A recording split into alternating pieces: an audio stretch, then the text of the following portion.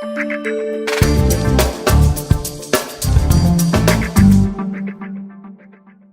hi and welcome to the second Data Explorers Market Update for 2011, and I'm Will Duff Gordon. So why not tackle the big theme of inflation? I'm feeling brave enough to do that this year, what the hell? And I'm going to attempt to turn it into the impact of a rising inflationary market on the securities lending market. I'm not sure I entirely can do that, but broadly my theme is this. Lots of companies are using the sales tax increase in the UK, and just generally the new year is a great moment to bring in price rises. Even Coca-Cola say they could be raising the price of Minute Maid orange juice by between 4 and 8%. Now, higher oil prices, oil near $100 a barrel, rising input costs, generally companies are dying to charge consumers more, and maybe some consumers are prepared to pay more.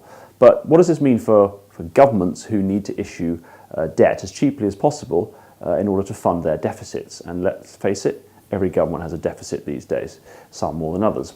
So something like the UK government issues gilts. We need to issue something like 44 billion gilts just to pay the interest on the £900 billion national debt. And the lower the interest, the better. But when you're going to get 8% growth this year from owning orange juice, well, hang on a second. Why be getting 3 to 5%, which is roughly the yield you're going to get, or the interest you're going to get on a 10-year UK government bond? Well, so the theme has been going that they reckon that certain of the banks, according to the Bank of England's recent report, a lot of the banks are actually underpinning the new gilt issuance, and they bought 10 billion of the 22 billion of gilts issued in November, which was a record month of borrowing in the UK. Hope you're still with me. So we then looked at our data because we can see, well, what proportion of the international investors own UK gilts versus UK domiciled funds that own gilts. And actually, there's no need to panic.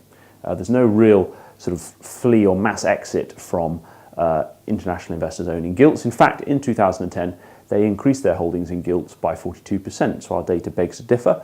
There was a slowdown, though, in how many UK government gilts, was a slowdown in the increase in the proportion of UK government gilts owned by institutional lenders in Q4 last year.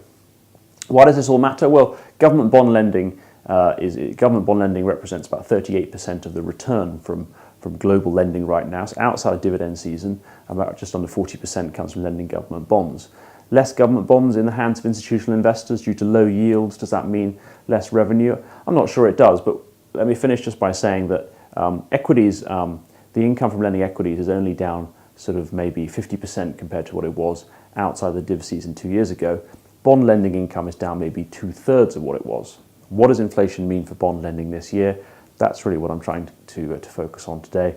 I don't have the answer, but it's definitely worth thinking about that as we head into this inflationary environment. That was a stab. Hope you enjoyed it. If you'd like to read the report, which is better structured than this, it is at dataexplorers.com/news.